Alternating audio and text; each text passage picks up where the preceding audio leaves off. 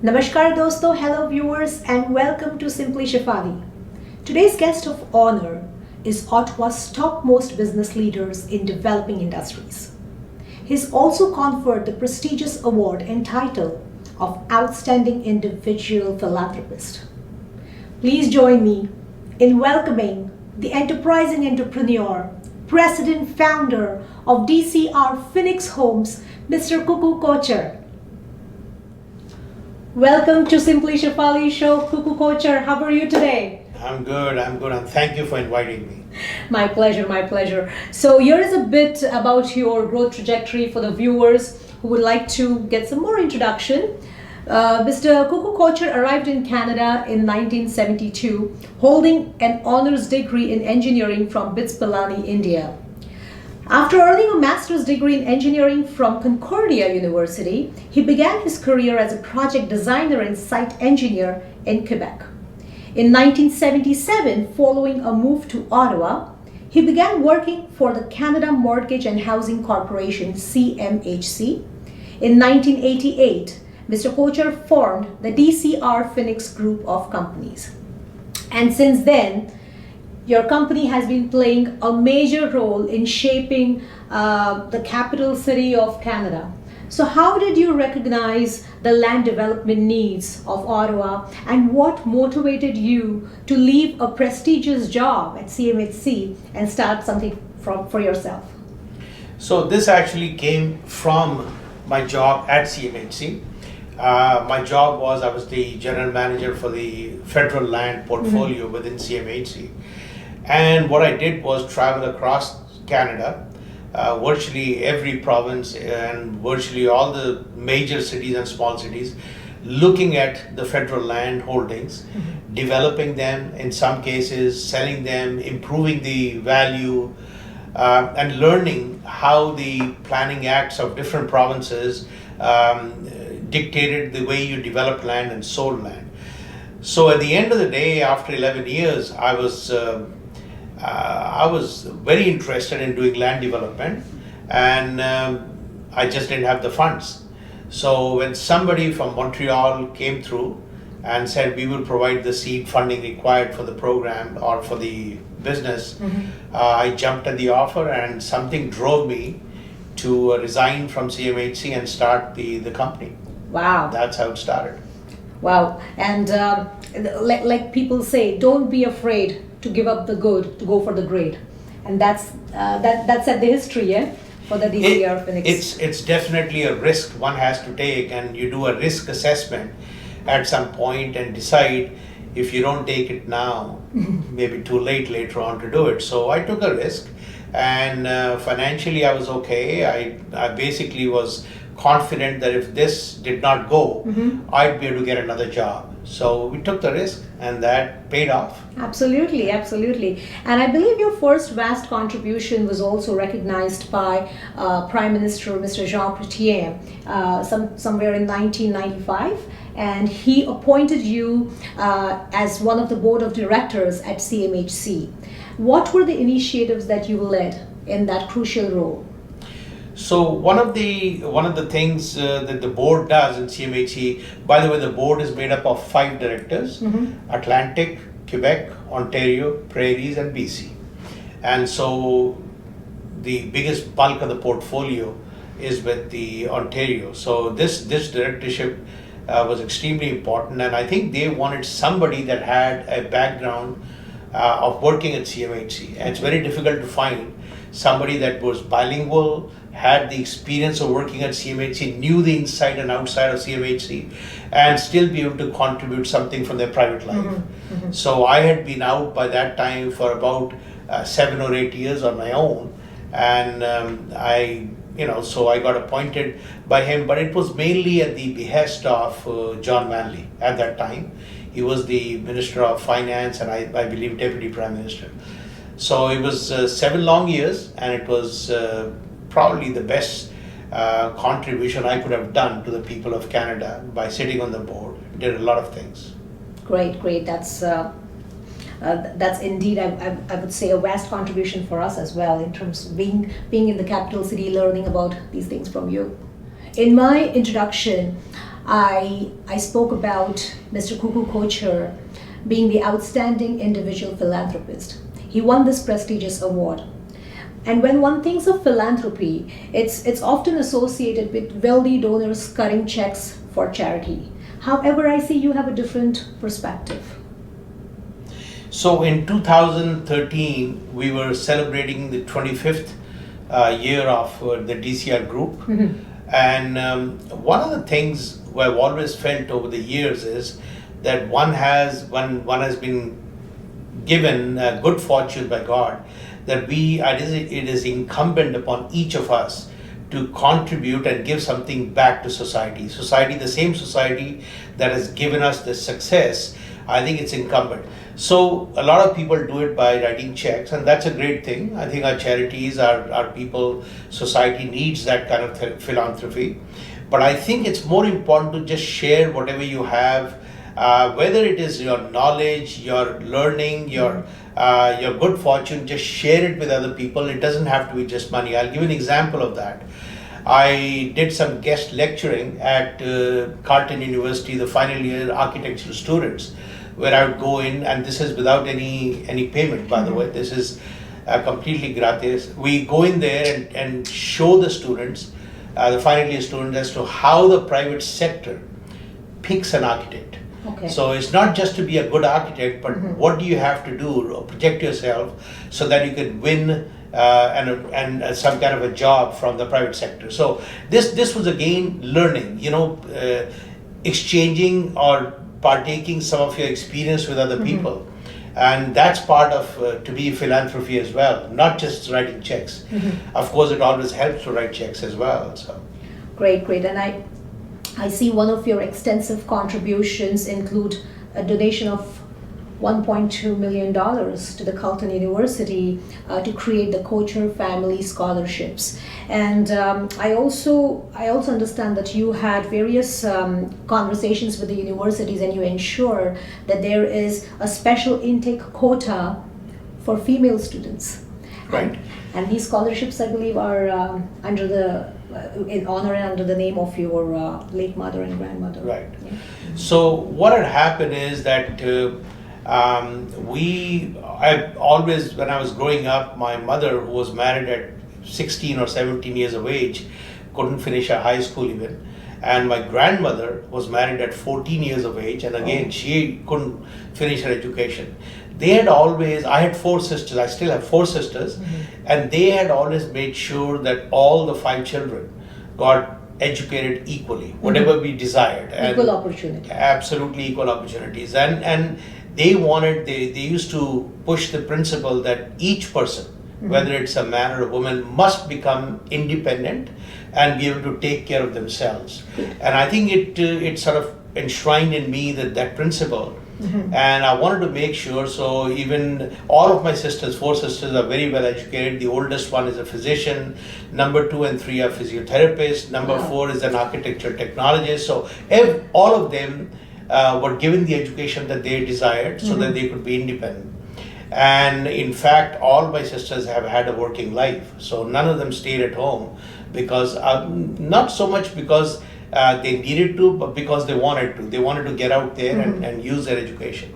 And same for I only have one daughter, and she's a lawyer. She studied law in Florida, and she works for the US federal court system now. So the carrying that principle, even though I did not get involved with the selection of these 5 students that used to come, that are still coming every year to Carleton University on our scholarship to study either engineering, masters in engineering, or in architecture. They're coming from India, sorry? All of the 5 students are picked only from India, and I don't get involved in how they are picked, except that I did agree with the university on certain parameters. So, for example, these students have to be in the top 5 percentile of their graduating class, undergraduation, and they have to be from a family of modest means. Of course. And as you know, it's not easy to get into the means test, but I left that to the discretion of the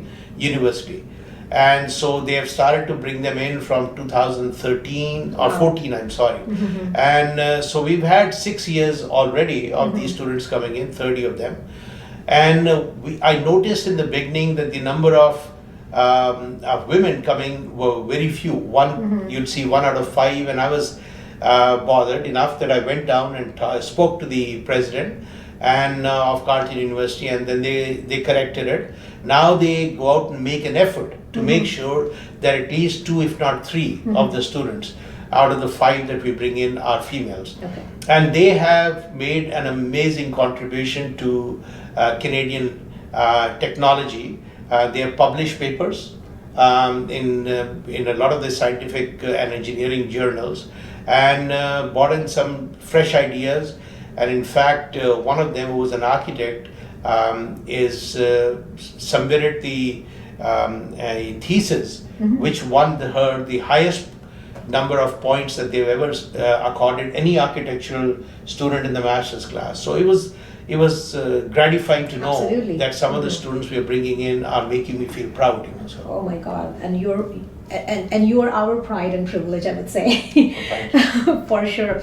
I'm sure your late mother, wherever she is, she's beaming with pride to see what an incredible son you are. Absolutely. And also I must add that all the mothers whose children are benefited by this educational programs are sending countless blessings to you and your family. Being a management graduate, I have learned the 5 P's of business: price, product, promotion, place, and people. But with Mr. Kuku Kochhar, I would like to add 2 more P's: passion and perseverance. In conversation with Mr. Kuku Kochhar, the president, founder of DCR Phoenix Homes. We'll be right back after this short break.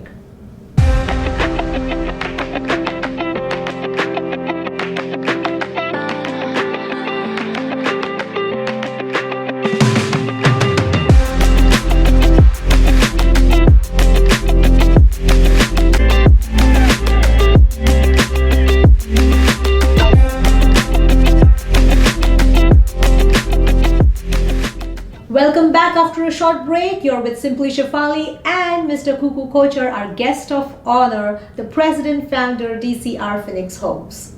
Thank you. Before the break, we were discussing about your entire family lineage who have been impacted so much in terms of education. You know, education is playing a major role in your success stories. And my question is, what characteristics or traits would you believe should successful people have in common?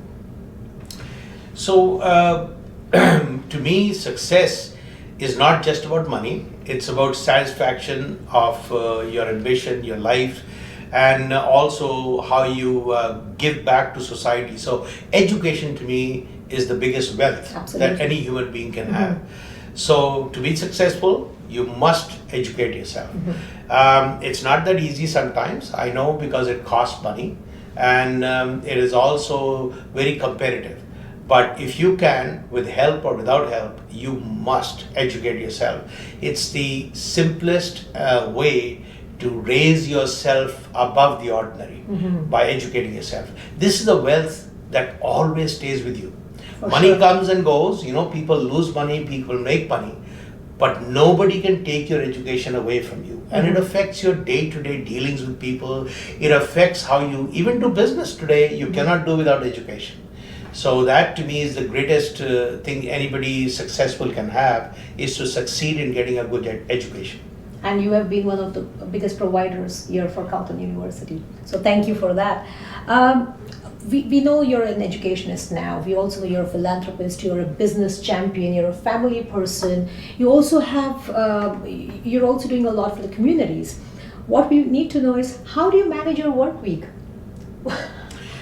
So it's not easy. I do agree, because I'm still working full time, and it's literally a 7 days a week job, because on the weekends is where your company makes all the sales.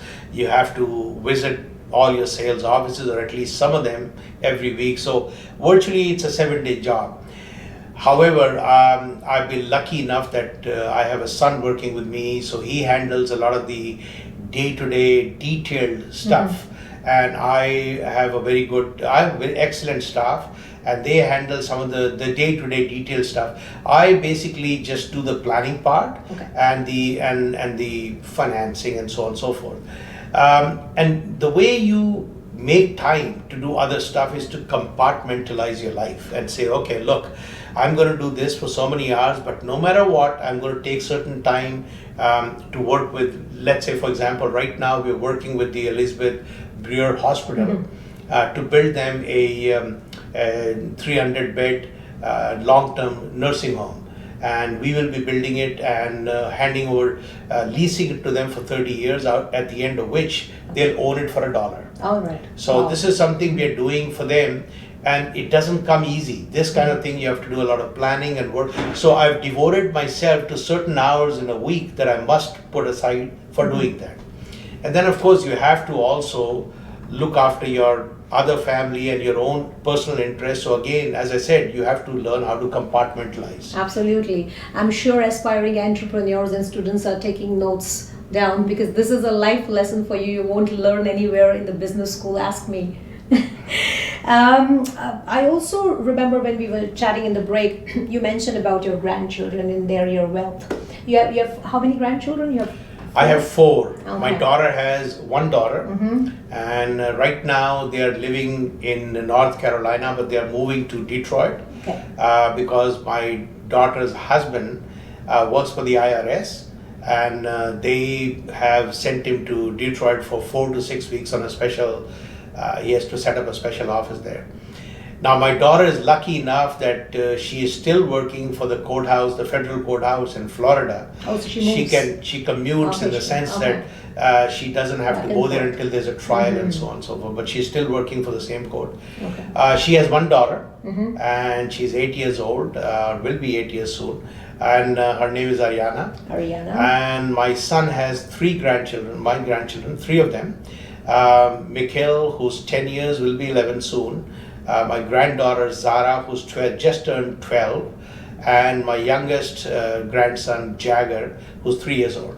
Oh. And again, right from the beginning, we have tried to tell them about education. Even 3-year-old Jagger can now count. He can recognize A, B, C, D, and he goes to school. It's mind you, it's a sort of a children's school, so there's lot more playing than actual education. But it is a school that teaches, a private place where they teach you some English and some math and so on.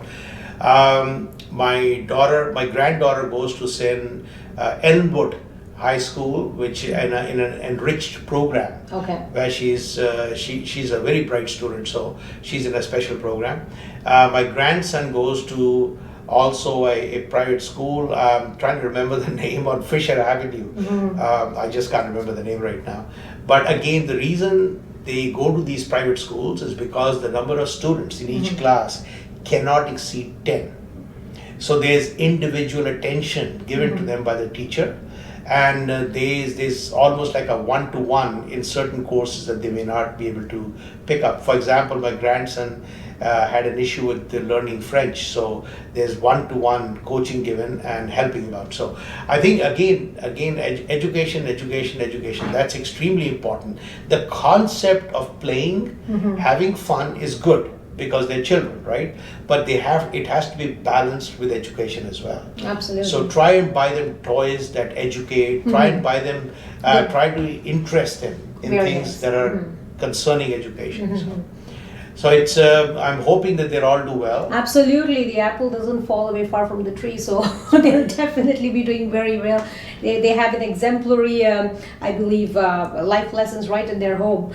As we discussed about, you being an educationist, you being a grandfather, you're also having your family who are in education and who are also doing well in their life. You're also a social person. You have a lot of friends. How would you like to be remembered ultimately? I'd like to be remembered as a kind, gentle, and a helpful person. And even today, whether it's to do with money or something else, I have a lot of people that come to me simply with problems that they are having, and I go out of my way to help as much as I can. I think that's incumbent upon all of us, as I started off with, that have been blessed by God, that try and give back whatever you can to your brothers and sisters. So it's not just the Indian diaspora I'm talking about. I'm talking about anybody that would come and look for help, whether to just for guidance, of course, to what kind of subjects to take, where they should apply for a job, and whether I could help them, refer them to somebody, and all of those things. So I'd like to be remembered as a kind person that likes to help. And absolutely, and you are one, and you're imparting so much wisdom, so much knowledge to the society, to the kids, to the upcoming and the upgrowing kids who are going to be tomorrow's future. So that's something that we should really learn from you, and you're an inspiration for all of us right now. And at this juncture, we are going to head for a short break. We are in conversation with Mr. Kuku Kocher, the president founder, Phoenix Homes.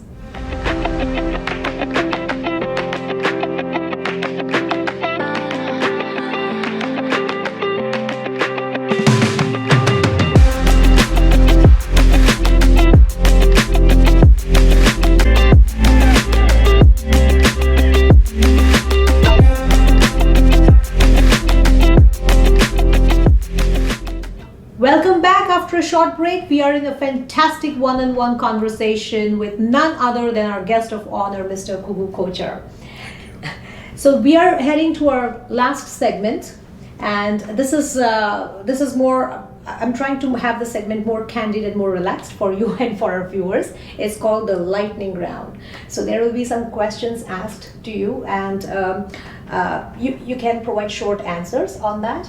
And you can also be impromptu. Not many of you know that are aware that Mr. Kocher is a music lover, and his company plays a prime role actually over here in sponsoring Indian music shows in the O City. Most of us has witnessed that. The last one was, I believe, Live with Shan, right? Right. Yeah. So that was a year and a half ago. Yes. And since that time, because of COVID, we haven't been able to do it. Yes, but I think there were a couple of few of them before that as well. You were sponsoring the Shan show, then there were one with Sunidhi Chauhan, Rahat Fateh Ali Khan, Kavita Krishnamurti, I think. Everybody. Kavita Krishnamurti twice actually, not even once. Then Sonu Nigam twice, not once. Okay, I missed that. And so on and so forth. So just about every singer from Bollywood. Yes, I think what you with this shows, what you intend to do is get the Indian diaspora and have them experience what they're missing in India, and that's something which is really I have witnessed that, and it's very humbling experience to see what we loved in the past. So, the Indian diaspora or the South Asian diaspora, I should say, in Ottawa is not that big. And so usually these kind of shows only produce anywhere between 400 and about 800 tickets, we are able to sell. So there's just not enough funds available to sponsor them, and that's why we have to step in. People like myself have to step in and try and underwrite the cost of bringing them here. And I think what it does is it's what we miss. When diaspora here misses the Bollywood movies, the music. Now you can see movies, in the theaters, or you can see it on YouTube now. But the fun of watching live music is absolutely a different experience. Yes. So that's what we provide, and they enjoy it. People remember and enjoy it, and why not? If I can help them with a little bit of happiness and relaxation. Well, that's not a little bit of happiness. You need to cut yourself as like it's a huge happiness for all of us. And music is very soothing, and we Indians, we have music for every festival, for every occasion. So we enjoy being in that. Even if you're happy, you're sad, you have a wedding, there is music of different kinds. So that's how we relate to ourselves. Yeah. So thank you so much for bringing that joy by these live shows for us. All right, heading towards our lightning round. So because you are such a fan of Indian music, Indian cinema and Bollywood, my questions will be more focused on that. All right, so are we ready? Brace yourself. शुरू किया जाए? शुरू किया जाए. अच्छा, पहला सवाल आपके लिए, आप hot seat पे हैं मेरे. Which Bollywood song resembles your life? Which Bollywood star? Song. Okay. You can say star as well. Song. there's such a large library of music. But I think there was a movie with Devanand. I can't remember the name of the movie, but there's a song done by Jaidev, "Main Zindagi Ka Saath Nibhata Chala Gaya." Wow. Now the only thing is, the other part of the song, गमों को धुएं में उड़ाता गया. I've never smoked, guys. I've never smoked in my life. But I think you have to treat life as it comes and not get too serious about it, because things will change. When you're down, just think of that they will change. Yeah. After night, the daybreak will come someday. So, Positive. मैं जिंदगी का साथ निभाता चला गया. Absolutely, absolutely. That's a very nice song. All right. So, who is your favorite actor? Let's start with that first. That, without question, Dilip Kumar. Okay, Dilip Saab. Now, mind you, I'm an old guy, so that's we why know him. I remember his movies more than I remember the newer ones. Yusuf Bhai, right? Yusuf Khan. Yusuf Khan. Yeah, Yusuf yeah. Khan. All right. So I'll give you 10 seconds. I'm just going to count 1, 2, 3. You'll need to name 5 of his movies. That's easy. Ganga Jamna, Mughal Azam, Leader, Shakti. Give me a second. Millisecond. Okay, Dag. Good. I was trying to remember the 5 best ones. Okay. Shakti आपने बोला ना? हाँ, Shakti is Amitabh very Bachchan good. साहब Yep, से. yep. Okay. There was one more, I forgot it was नहीं. Mazdoor. Mazdoor. Yeah, with Anil Kapoor. Yes, that was good too. Wow, you're good. And who's your favorite actress? Again, from the old times, I would say Madhubala. Of course. I still नहीं वो हमारे ज़माने में भी सबसे नहीं, अच्छी और ही है. Last movie Madhubala you is- seen was, I would imagine, Mughal Azam, because she died in the early 60s.